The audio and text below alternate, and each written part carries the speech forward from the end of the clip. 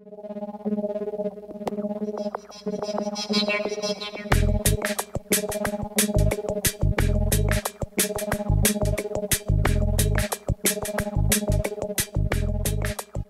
noches, amigos. Estamos en la cava del Club Unión para una noche sin tregua. Les saluda a su amigo Claudio Alpizar con un invitado que lo hemos traído hoy desde Colombia. Máster en comunicación, experto en el diálogo, en asesorías en comunicación política y evangelizador.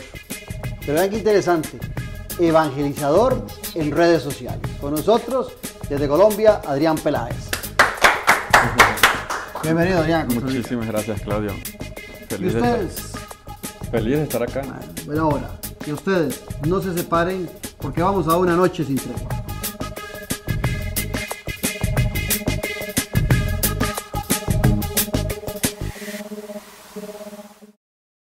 Para revivir el verdadero Liberación Nacional, debemos enterrar la vieja política de escoger a dedo a alcaldes y diputados. Revivamos al verdadero Partido Liberación Nacional. Entes nacionales e internacionales nos certifican y acreditan la calidad de nuestros equipos y la capacidad de nuestro personal para garantizarle a usted una mejor revisión de su vehículo. Pero, ¿qué significan realmente estos logros? Significa que más personas pudieron conocer su país. Más gente protegió a los seres que ama. Más personas llenaron sus mesas con colores de vida. Trabajamos para convertir cifras en realidades. RITEVE, comprometidos con la vida.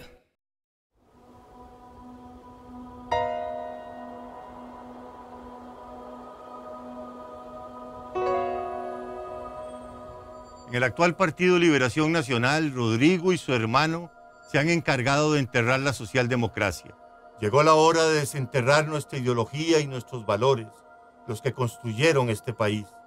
Tenemos que revivir el sueño de que nuestros hijos y nuestros nietos crezcan en un país seguro. Los invito a continuar en esta lucha sin fin, porque por mucho menos de lo que está sucediendo hoy, se hizo una revolución.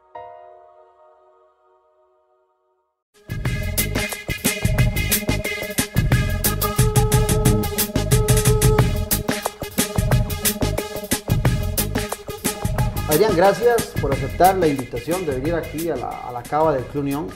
¿Es tu primera vez en Costa Rica o ya has venido en muchas ocasiones? Mi primera vez, había pasado ya por el avión por encima, pero ya aquí en tierra me siento en el cielo, feliz con la gente. Es un buen político, vos eso. No, es que de verdad eso de estar conectando personas, conectando con corazones, hace que uno encuentre en lo sencillo la realidad de un país. ¿Te has sentido bien entonces? Muy bien, tienen ustedes un gran país y por favor cuídenlo. En eso estamos en este programa siempre intentando que los ciudadanos comprendan el valor de la nación. Fuera de cámaras te hacía el comentario de que si vos, como un hombre muy metido en asuntos de computadoras y demás, le seguís dando el valor a la relación social, porque una crítica que hacemos nosotros los padres, muy común a los hijos, es la pérdida de ese bagaje que genera el cuerpo al cuerpo, el contacto con la gente y la costumbre hasta de marcar, decimos nosotros cuando son novios, ¿verdad? Hasta por computadora, ya no la relación es muy fría. ¿Le seguís dando vos valor? ¿Son temas excluyentes?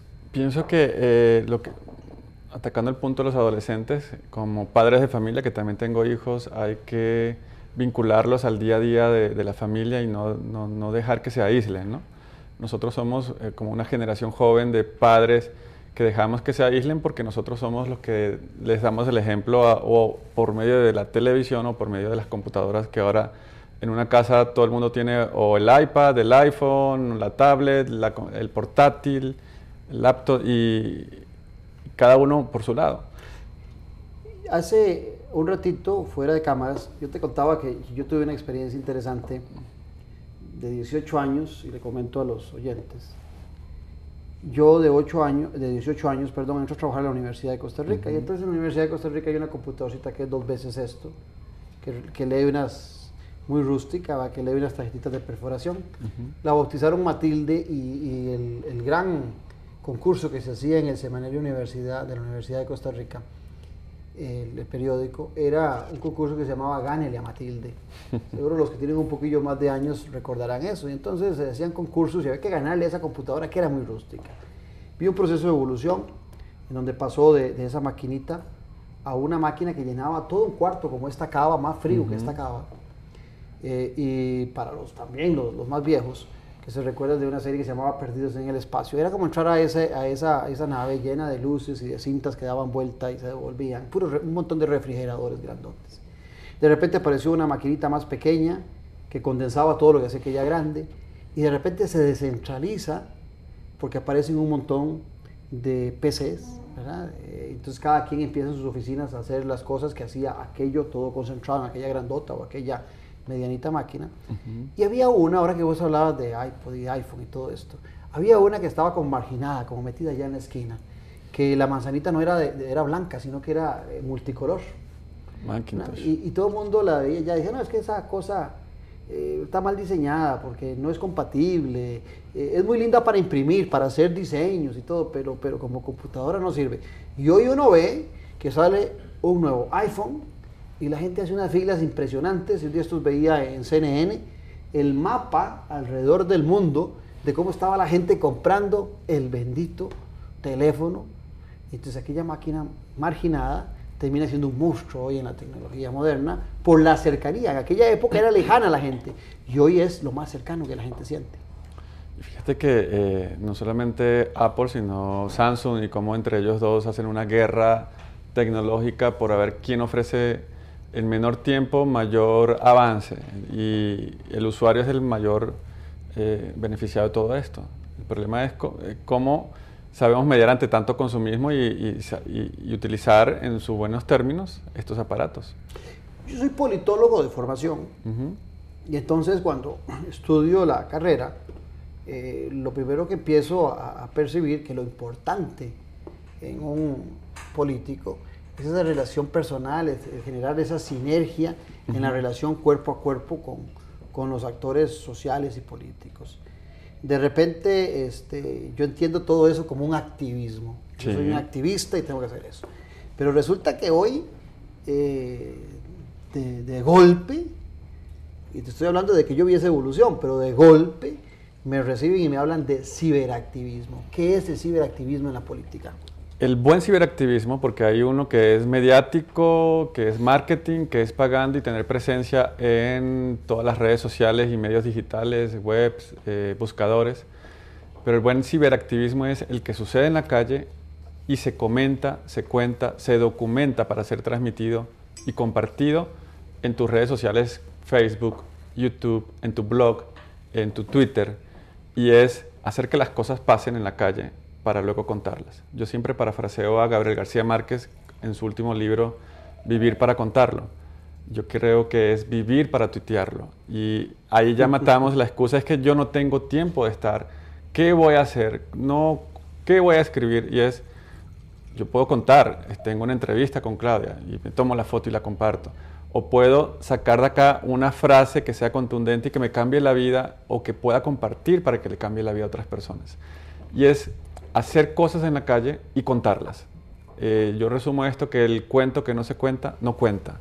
La historia que no se cuenta, no importa, no tiene relevancia, no saben. Pero en eso que vos decís, hacer cosas que sucedan o provocar que las cosas sucedan. Yo lo que tengo es una cuenta de Facebook y por el mismo programa, en los últimos días, mis hijas me han obligado a tener Twitter, pero yo me siento que ya con dos de esas herramientas, más lo normal del internet, como que la vida se me complica y como que eso me quita mucho tiempo. Hay algo que a mí me sorprende mucho, porque vos decís, y te he oído nombrar, de que es un activismo en la calle. Esa referencia que vos haces de que estar metido en la computadora es un activismo siempre en la calle, a pesar de que yo estoy metido en una máquina. Pero es que hoy ya no hablamos de la web tradicional, el portal donde yo me publicito para que me vayas a visitar, y ni siquiera ya la web 2.0, que es la interacción uno a uno, la conversación. ¿Y qué es eso de 2.0? Eso es lo que te quería explicar, porque está igual que yo. No solo voy a hablar de la 2.0, sino la 3.0, ¿no? Más complicado. Es la evolución, como la actualización del currículum de Internet. ¿Qué había antes de 2.0? la web tradicional, la web estática, la de Eso hipervínculos. Eso se supone que era 1.0. La de todos los años 90, en la que cuando nació Internet en el año 91 y después se fue masificando a raíz del 94, 95, hubo la guerra de los navegadores, Netscape con Explorer, Lycos y todo eso, y después vino la guerra de los buscadores, que es diferente, Google, Yahoo y toda esta serie de herramientas. En la que yo tenía un portal, una página web y tenía que decirte a ti cuál era la dirección para que fueras, le metieras y le dieras clic. Hoy por hoy la web 2.0 es la interactividad, la conversación, el escucharnos, el saber que hay una comunicación bidireccional y a eso se bautizó. 3.0 es la evolución hacia la semántica, los contenidos, cómo yo soy encontrado a través de una publicación. Como tú dijiste, te busqué por internet y apareciste con artículos, entrevistas, publicaciones. Ahí hay una especie de semántica, pero también tiene que ver con los smartphones, las apps, apps, las aplicaciones. Porque hoy por hoy nos geolocalizamos en un smartphone, es decir, estoy en tal lugar y por el GPS me geolocalizo. Estoy en un restaurante y recomiendo por un TripAdvisor y le doy una calificación del 1 al 5 y digo, está muy bueno, lo recomiendo. Ya eso es 3.0. Eso ya es evolución. Y hay 4.0, que es la comunicación entre máquinas. Cómo yo voy caminando por la galería de un supermercado y las marcas me pueden hablar y me pueden decir, haga clic acá o ponga el celular y le va a aparecer un menú virtual de la salsa de tomate donde usted puede ver recetas que le gusten. Se comunican los aparatos entre sí. Entonces estamos atrasados. Hace poco vino un expresidente de la República que se reincorporó al país y como cosa maravillosa vino y planteó una política 2.0. Los jóvenes reaccionaron muy positivamente a ese mensaje, pero ya vos me estás hablando de 3.0, de 4.0. Pero es que al final es aprovechar los recursos y las posibilidades que tenemos en una gran autopista. Ahora creo que sí es una gran autopista, no solo de 2 canales ni de 5, sino de millones de canales, ¿no? Necesitamos nosotros capacitarnos, actualizarnos y profesionalizarnos en el uso adecuado de esto. Desmitificar el miedo. En nuestra época, porque tú no eres tan viejo tampoco. Más o menos. Cometíamos cualquier error en la computadora y la desconfigurábamos. Se perdía la información y ya no podíamos entrar. Hoy es muy difícil dañarla. No intenten dañarla en la casa, por favor. Pero sí somos capaces de ser muy intuitivos. Es muy amigable. En estos días hubo un video de una niña de 3 años usando el iPad. O una señora de 100 años que le regalaron su primera computadora en la vida, era un iPad. Y no es que le está haciendo apología o ventas a la marca. Pero la señora fue maestra 60 años atrás y comenzó a escribir. Entonces ya no hay edad, ya no hay brecha digital. Hoy está el acceso de todos. Es simplemente cultura digital, que es clave. Ese acceso a todos, bueno, primero salud y bienvenido a tu país, a Costa Rica. Muchas gracias. Ese acceso de todos a las computadoras, esa facilidad de adquirir computadoras, esa disminución de precios que va subiendo la computadora, que termina volviéndose, qué sé yo, prácticamente el lapicero, por decir algo, la costumbre del lapicero. Viene y pone en el tapete algo que se le complica al político. El político empezó a acostumbrarse, y es bueno que la audiencia sepa que vos tenés experiencias en campañas electorales a nivel latinoamericano, que has estado siempre en este tema, porque al político se acostumbró a una relación vertical, ¿verdad? Siempre con un gran discurso, vamos a democratizar la participación, pero esa participación no pasaba del discurso. Aparecen las computadoras y a alguien se le ocurre inventar el internet y se vuelve una herramienta fabulosa, ¿verdad? Esa herramienta viene y democratiza ahora sí la participación ciudadana. Y el político se encuentra, los pseudopolíticos, ¿verdad? Los que están acostumbrados a creer que se marginan y que dicen un discurso masivo y que todo el mundo lo tiene que aceptar, se dan cuenta que la sociedad, tarde se dan cuenta, es segmentada. Y que la computadora es el ejemplo más brillante y más claro de que la sociedad es segmentada. ¿Cómo has hecho vos? Porque la mayoría de los que pretenden ascender al poder tienen ya su edad y tienen que meterse en este mundo. He contado con la voluntad de buenos líderes Y esa gente hace la diferencia por sí sola y cree, y apuesta e invierte. Creo mucho y estimulo mucho a que el político tome decisiones mucho antes de una campaña electoral, que no se vea presionado por los 3 o 6 meses o si acaso hacer ciertos movimientos 2 años antes.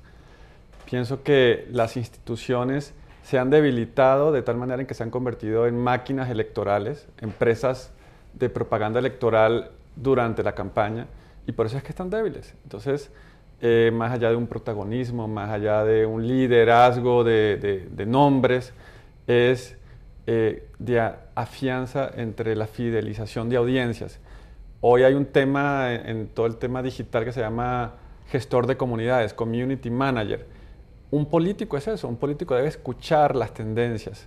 Las computadoras, pues la gente, cuando me dicen computadoras me imagino todavía el modelo viejo. Sí, sí, Hoy ya hemos avanzado a una hiperconectividad absoluta que ni siquiera tenemos cables, ya es Wi-Fi, ya es satélite, ya es cualquier lugar, en cualquier dispositivo, cualquier archivo.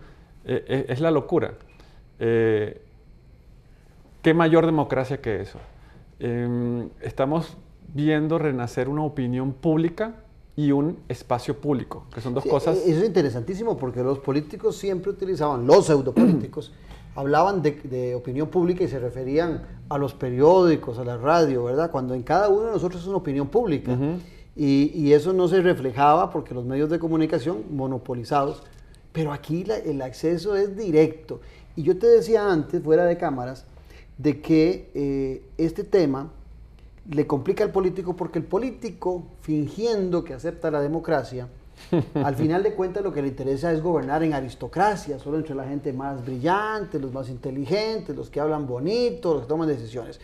Pero el mundo cibernético, el ciberactivismo, te obliga, te guste o no te guste, aún siendo presidente o candidato, a hablar con la gente más sencilla y en el idioma que ellos entienden. Absolutamente. Si bien es cierto, hay una vanguardia que son los que saben usar las redes sociales, los que tienen impacto en redes sociales, porque no todo el que está en redes sociales propone o genera opinión o contenidos. Muchos son espectadores y están viendo que hay líderes naturales, sin ser políticos, que ya están allí marcando tendencia. Es importante destacar que, y respondo a tu primera pregunta, los políticos jóvenes se están creyendo y se están dando cuenta en que hay que trabajar mucho antes, de que tienen que patear la calle llenándose los zapatos de tierra y tocar puertas, y que las redes sociales son como esa aguja de las abuelas para tejer, punta y cadeneta. Cómo yo articulo, propicio el espacio, toco corazones, muestro una sonrisa de verdad, conozco tu nombre y apellido y te digo, seamos amigos en Facebook, porque es un uso profesional de las redes sociales, ya no es el lugar donde tengo el álbum de las fotos de mis amigos que dejé de ver y bueno, me meto de vez en cuando. ¿Cómo poder darle un uso a una plataforma que desarrollarla ha costado millones de dólares y tenerla a mi favor?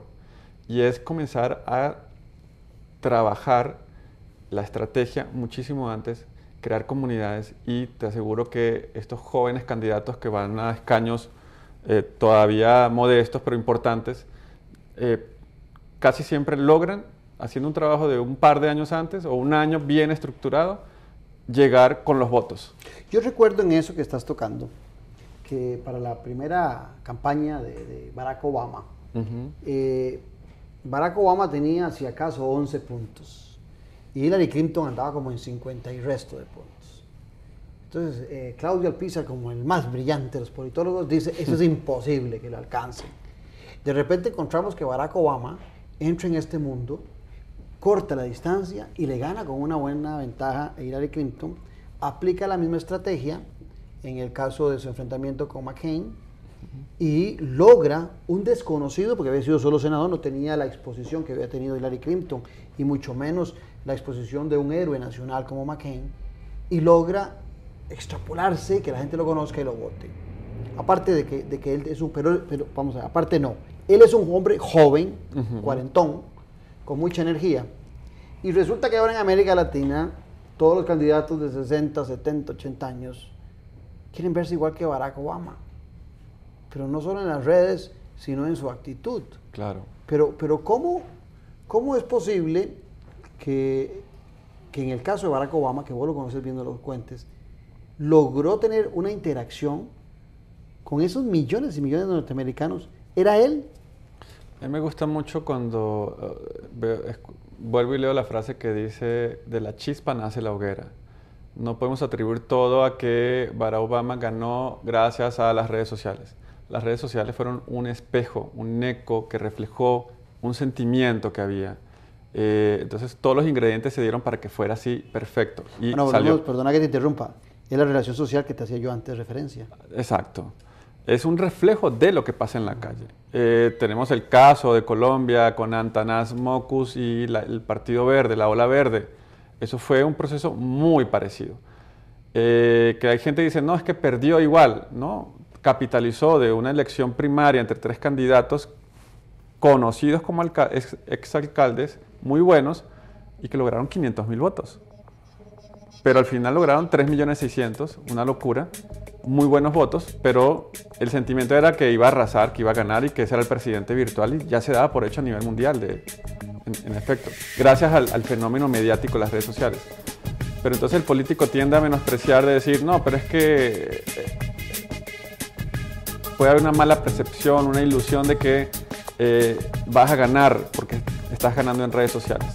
Y no es así, es un termómetro, pero que hay que saber respetar y hay que hacer los cálculos adecuados, estadísticos, y hacer las buenas mediciones.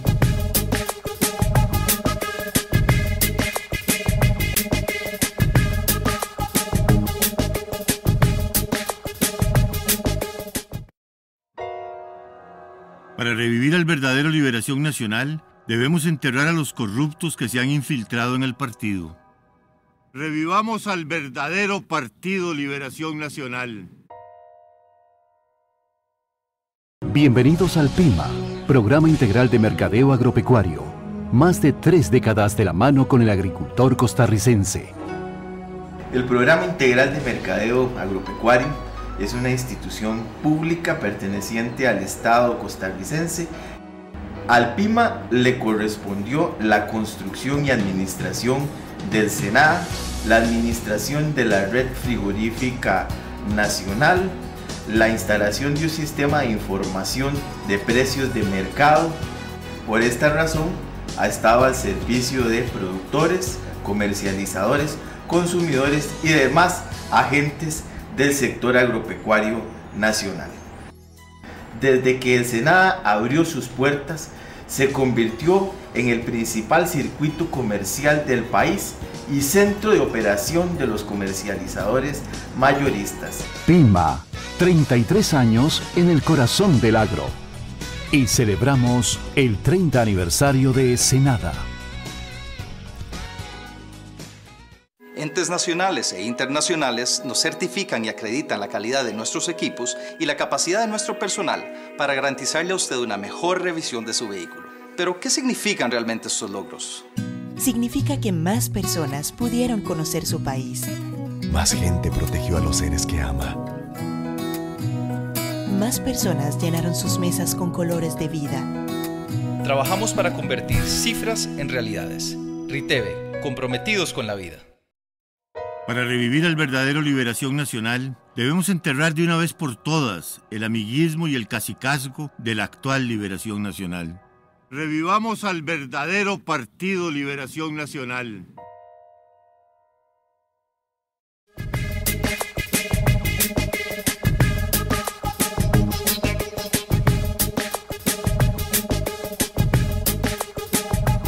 Esta es una frase que yo le apunté por aquí leyendo un documento tuyo que dice: Internet es un aspecto más del mundo real. Eso me gusta. Exacto. Explícanos. Internet o estos medios digitales son hoy por hoy como extensiones del cuerpo humano. Hoy, yo decía ayer en un taller que hemos venido haciendo varios talleres con formación de líderes, agentes de cambio, luchadores a nivel regional. Bueno, deberíamos darle un agradecimiento a la Fundación Ever porque por supuesto, te trajo al país y que te prestó para Noches sin Tregua. A mí me encanta lo que se habla en FES Comunicación, gracias a Omar Rincón, Ana María Hidalgo, un saludo en Bogotá, en Alemania, que están ahora viajando, que van a ver este programa porque me prometiste que lo ibas a subir a YouTube. Y vos lo vas a hacer virus. Y yo lo voy a hacer viral. Virales. Queremos más democracia, ¿no? Al final. Y eso se dice fácil, porque hablar es fácil, pero ponerla en práctica. Internet son esas competencias, casi que los dones de Dios que aparecieron. Y lo digo de esta manera, la ubicuidad. Yo puedo estar aquí, puedo estar allá. Yo abro mi laptop, mi portátil en el hotel, en cualquier país que llego, y siento que no viajé, siento que no me desconecté, ya siento que estoy hiperconectado. Siento que no es que voy a extrañar a mis hijos o voy a extrañar a mi esposa. Hay contacto. Siento que ya hay una conexión, que puede durar un poquito más el encuentro físico, pero estoy ya acostumbrado a tratar con gente por videoconferencias o call conference, como dicen algunos. La ubicuidad de estar aquí y estar allá, que el tiempo, que el espacio ya son verdaderamente relativos, que no existen las fronteras, que yo me puedo conectar con Argentina y dentro de un rato con México o con España, y que podemos hacer unas vinculaciones así. Entonces, decía en el taller que dentro de 20 años se van a burlar de nosotros porque veíamos en una tablita y hacíamos cosas allí. Hay un video que les recomiendo en YouTube que se llama Google Project Glass, de vidrio, y es como por medio de lentes que ya existen, solo que son costosos todavía, podemos geolocalizar con realidad virtual, con comandos de voz, hacer todo, caminar por la calle y tener videoconferencia, revisar correo, tomar fotos, mandarlas a un lugar, y va a ser parte de nuestra vida. Y tenés que involucrarte. Absolutamente. Yo lo digo porque lo veo en mi casa. Y yo que tuve esa historia que conté larga de participación, pero de momento me desconecté y me he visto obligado a participar de esa actividad porque si no me quedo afuera. Claro. Es hora de ponernos los patines, de pellizcarnos a tiempo, de despertarnos. Es hora de actualizarnos.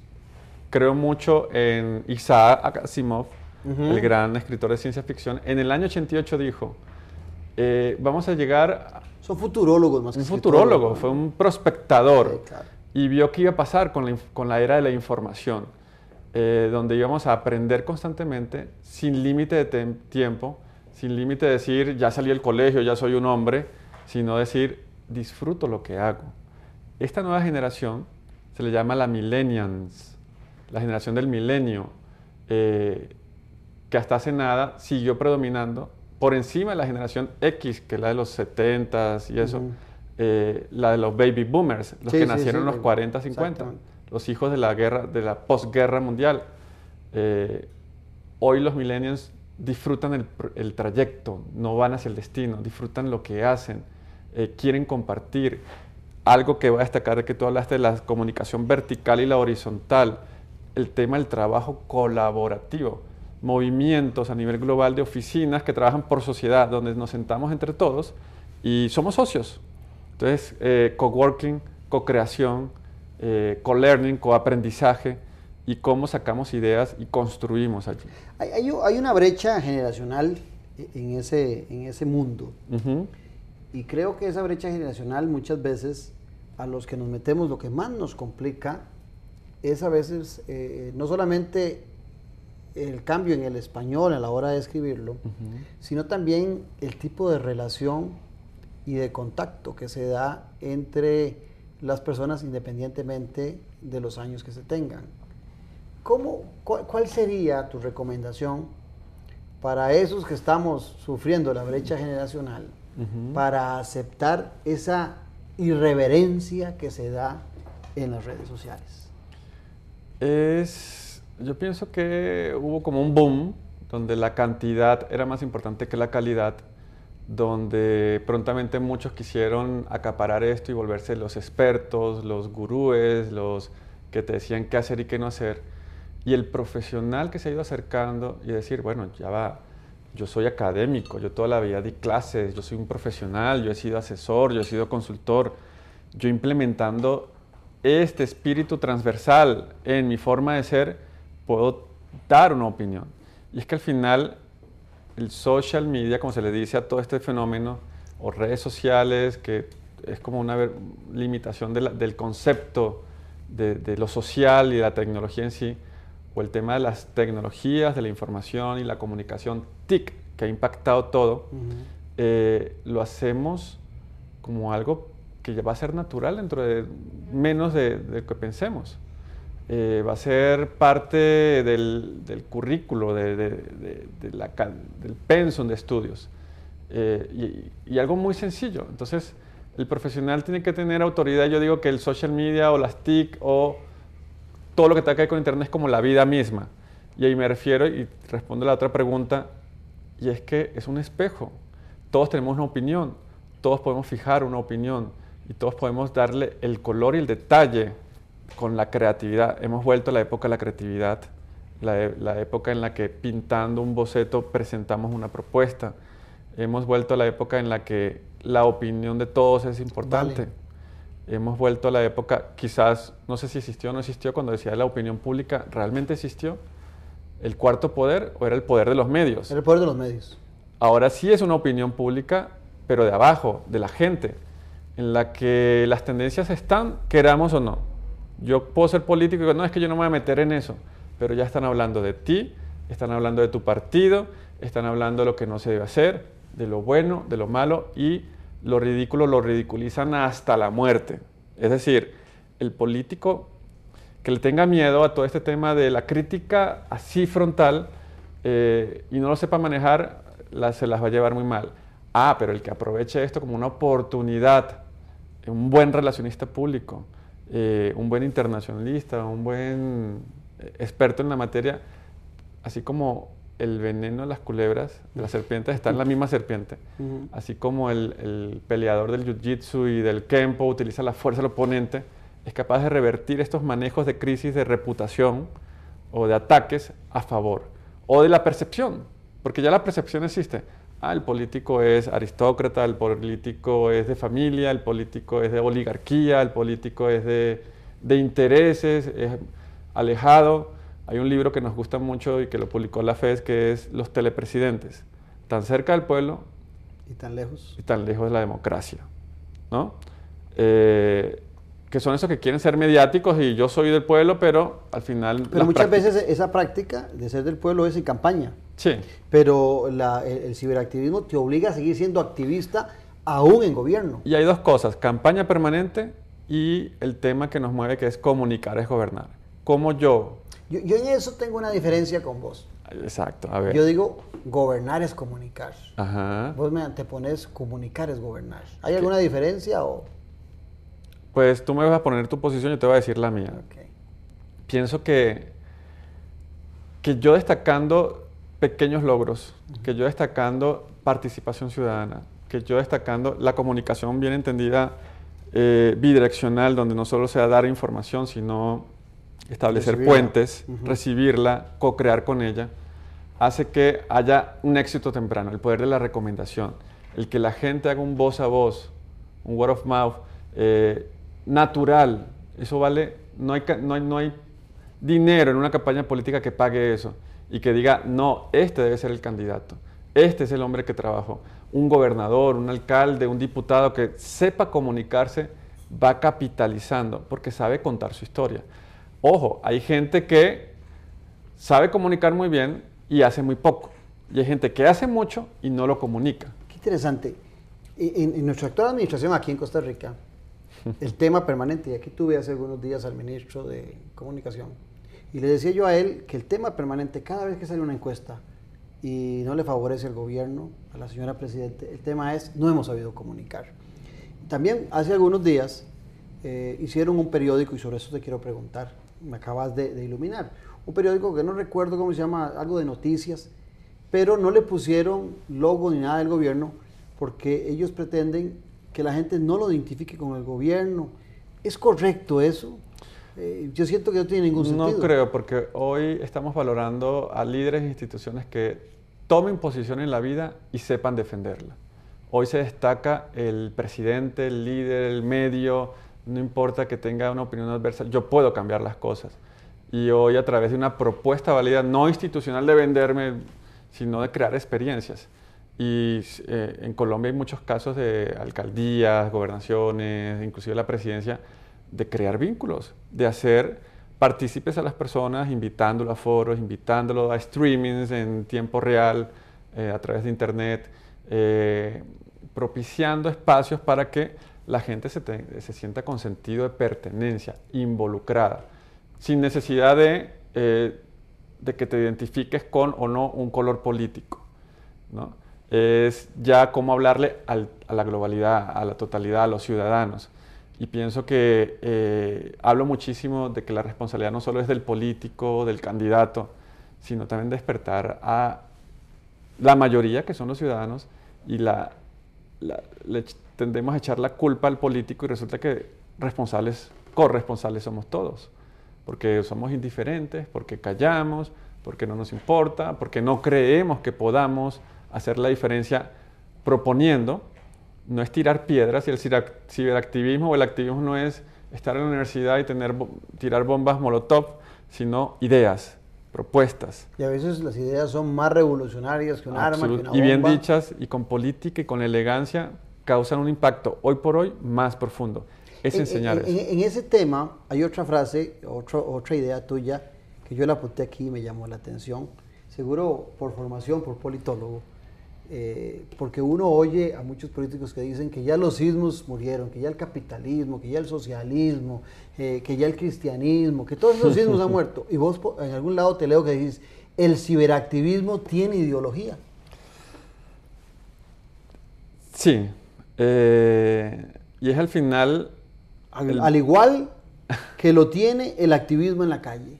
O sea, esos movimientos que nos acostumbrábamos de los sindicatos, de los grupos que salían a la calle, es igual. Yo voy a destacar 3 casos que quizás nacieron en un hecho cotidiano, como el movimiento Yo Soy 132 en México, donde por alguna escena dijeron, no, esos son muchachos acarreados que los llevaron, les pagaron. Una declaración del político tradicional. Eran 131, 131, y estos muchachos, de una manera brillante, se grabaron uno por uno con su carnet universitario y dijeron, yo soy número tal, mi nombre es tal, y a mí no me pagaron, ¿no? Y cada uno grabó 131 y se convirtió en un movimiento que se fue articulando gracias a redes sociales. Y el 132 refería a los que se plegaban. Sí, eras tú, era yo, era cualquier otro. Es como el Occupy Wall Street en Estados Unidos. Pero cuando le dicen que la afición es la número 12 o... Exacto. El Occupy Wall Street decía, somos el 99%. Es decir, somos la mayoría, pero el 1% es el dueño de los medios, el dueño del poder, el dueño del capitalismo, el dueño de todo. Y yo tengo que pagar una deuda de $50,000 cuando pedí fue 15,000 para graduarme. O una niña de 6 años diciendo, yo ya debo todo este dinero y apenas estoy comenzando. Y Peña Nieto, candidato en México, los ignoró y hasta menospreció el poder de este grupo y se lo volvió monstruoso. Sí. Es que decían, no nos impongan un candidato en los medios. Y ese fue todo un debate que no va a entrar en el debate político, sino que... bastante interesante. Chile, el movimiento estudiantil, también clave. Este movimiento que quería luchar por una educación más justa hacia lo público. En España. Sí, el M15 o 15M, cualquiera de las maneras, el movimiento de los indignados, que ha tenido un impacto profundo en todo el globo terráqueo. Y es que al final todos se han unido porque se apoyan. Sí, ocupación Wall Street. En Colombia quiso haber reformas al internet, a la seguridad, a las descargas y todo eso. Y los chilenos mandaban videos apoyando al movimiento estudiantil colombiano. Venezuela, el tema que sí es más polarizado, un tema o es blanco o es negro, o es rojo o es oposición. Los estudiantes comenzaron con el cierre de RCTV, de Radio Caracas Televisión, y no tenían todavía Twitter ni Facebook. Se comunicaban con mensajes de texto y se articulaban. Y de repente desaparecían de la escena porque sabían que ahí venían todas las policías, o llegaban todos al mismo tiempo y se convocaban. Fue la primera clase de activismo. Ellos no siguieron luchando porque se vieron ante una situación en la que ya tenían que poner el pecho y las balas. Y hoy por hoy tienen que cuidarse y apostaron al camino extremadamente democrático y al desgaste de una institución que, para bien o para mal, se ha ido desgastando por X o Y. Por eso es que no hemos escuchado más de Venezuela, pero fueron de los primeros movimientos donde hubo mucha bulla. Bueno, y lo de la primavera árabe fue absolutamente es el ejemplo más grande. Absolutamente, todo el tema. Cuando yo digo conocer algo de comunicación política, y siempre digo que el éxito de la comunicación política está en uno lograr segmentar el mensaje, ya sea en un comercial, ya sea en un documental, en un spot, en una presencia. ¿Cómo haces vos o qué le recomendás vos a quienes has asesorado para segmentar el mensaje por medio del internet? Por ejemplo, ¿cómo puede hacerlo, no? Lo que dijiste tú del virus, ¿no? La viralidad de los contenidos. Es de 62, todo lo de virus. No se puede contratar, y en el principio del siglo pasado se decía la técnica a la tecnología, ¿no? Sí. La viralidad de los contenidos no se puede contratar, eso es espontáneo, eso es como ir a una cita ciegas y saber que hay una conexión y decir, donde menos Dios. Cuando vas con premeditación a generar una viralidad, no sale. Exacto. ¿Verdad? Y cuando menos lo esperas, sale. Es como que hay una frase que me gusta decir que a esa mirada le faltó una sonrisa para convertirse en un beso, ¿no? Ajá. Es esa conexión en la que yo cuento la historia y que la gente, por emoción, por humor, por convicción, lo comparte. A mí me han compartido videos institucionales de amigos que están en empresas. Mira este video que hicimos en la empresa y nos costó $100,000. Y no pega. Y yo digo, no, está espectacular, pero ¿por qué lo voy a compartir? Si es tu empresa. Y uno se mete en YouTube y ve videos hermosos con 45 views, con 100 views. Lo vio la familia de la persona que lo hizo. Ah, pero hay videos de cualquier otra marca que entendieron que... O caseros, que no vendieron, sino que contaron una historia y pegan. Y hay políticos que lo han logrado. Hay casos de éxito y eso lo hacemos en los talleres y en las formaciones. Y muestro distintos casos que hay que verlos con lupa y demuestran cómo llegan a la emoción. Ahora se habla de marketing emocional o marketing irracional, de neuropsicología para trabajar el tema de las sensaciones, las percepciones, de contar historias, del storytelling, de llegar a las personas. Y al final firman así con un nombrecito, si acaso, al final del video. Y son cortos. Y la gente los comparte y sí se vuelven virales. Es apostar a eso, apostar a que haya un hecho mediático. Sí, porque los políticos intentan con mucha frecuencia promover ese hecho viral. Se les complica y... Es que es más fácil. Por eso te preguntaba, ¿cómo haces para segmentar? Claro. Vos hablabas antes de las encuestas. Claro. Entonces tenés que meterte a la computadora, plantear un tema, un discurso para cierto sector, pero ¿cómo vas a saber que a esa hora, en ese momento, o tus amigos que van a recibir eso son de ese sector? ¿Cómo podés percibir todo eso? La comunicación es asincrónica, ¿no? En el tema que no es en tiempo real, a pesar de que la emitas en tiempo real, la pueden ver mañana o pasado mañana, o la pueden ver después de que se acabó la campaña dentro de 2 años. Y queda un histórico, es un internet que no olvida, que tiene una memoria de elefante. ¿Cómo lograr producir permanentemente contenidos que se vayan rotando? Porque no todo el mundo está conectado al Twitter. O sea, yo puedo tener un Twitter en mi smartphone y cuando me metes que voy a ver lo que escribieron en ese momento ciertas personas. Y si tenés mucho, ves los primeros 10 Exacto. Y los demás no los ves. Entonces hay una... Es una coincidencia. Una época de la brevedad absoluta. Se habla de campañas 360, donde yo involucre absolutamente factores de todos los tipos. No me voy a decir, no es que mi campaña solo lo voy a hacer por redes sociales.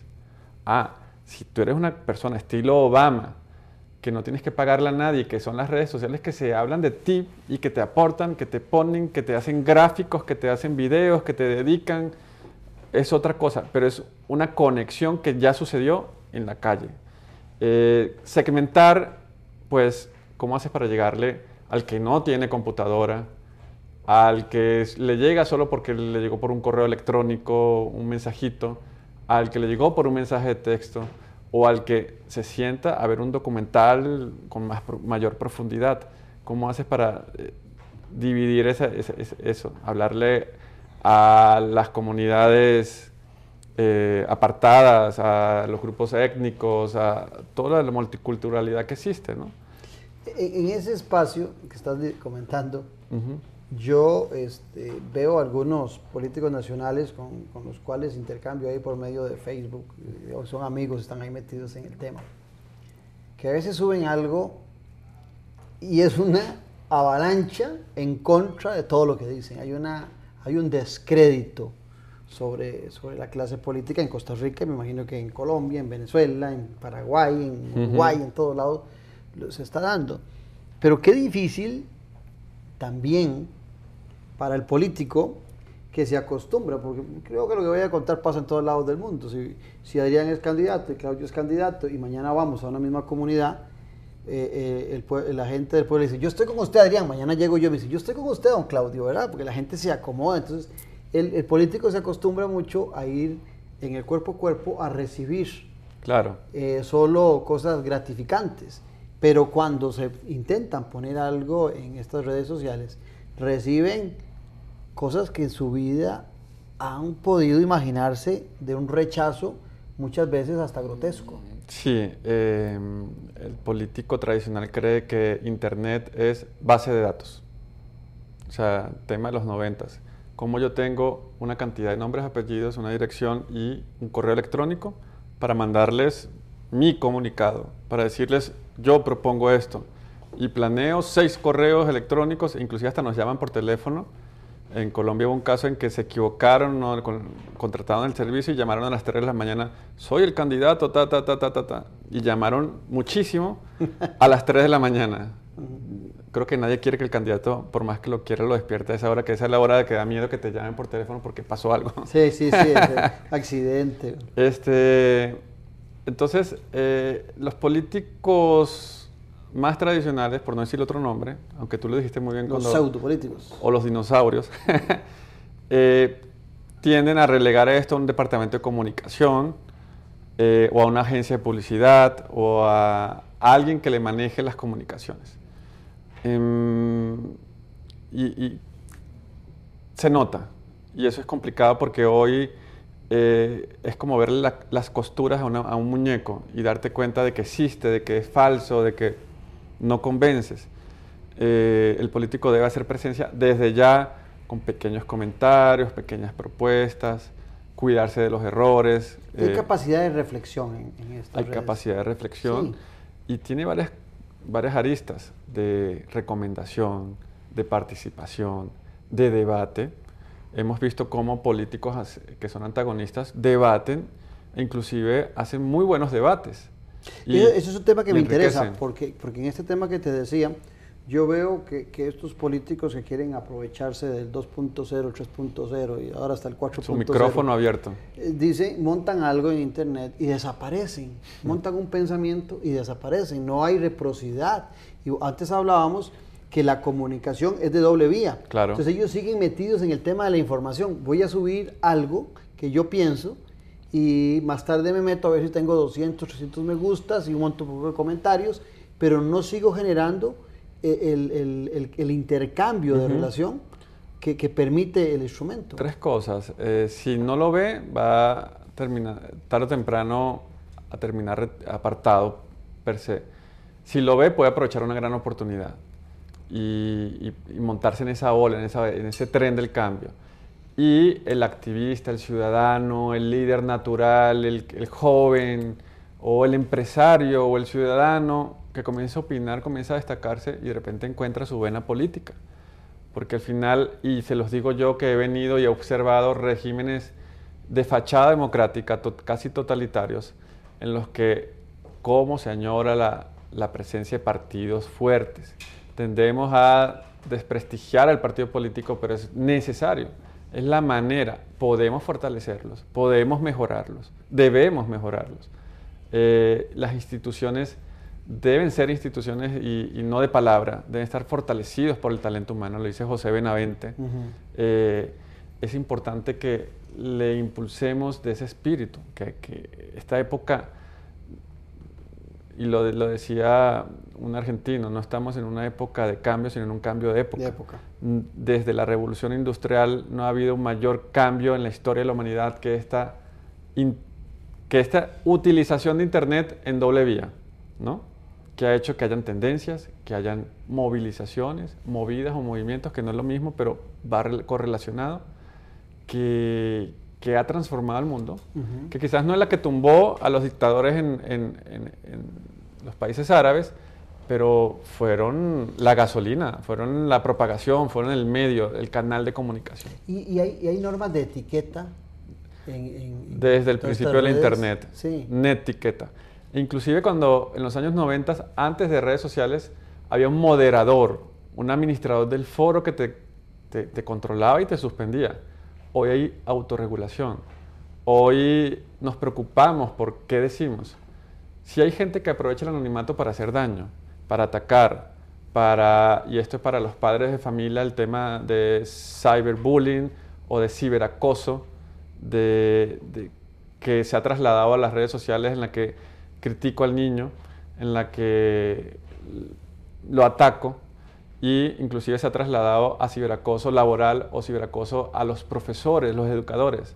Y la gran brecha hoy por hoy a nivel mundial está en los educadores que se resisten. No me meto allí porque si me meto en un espacio colaborativo voy a recibir ataques o me van a dañar o X.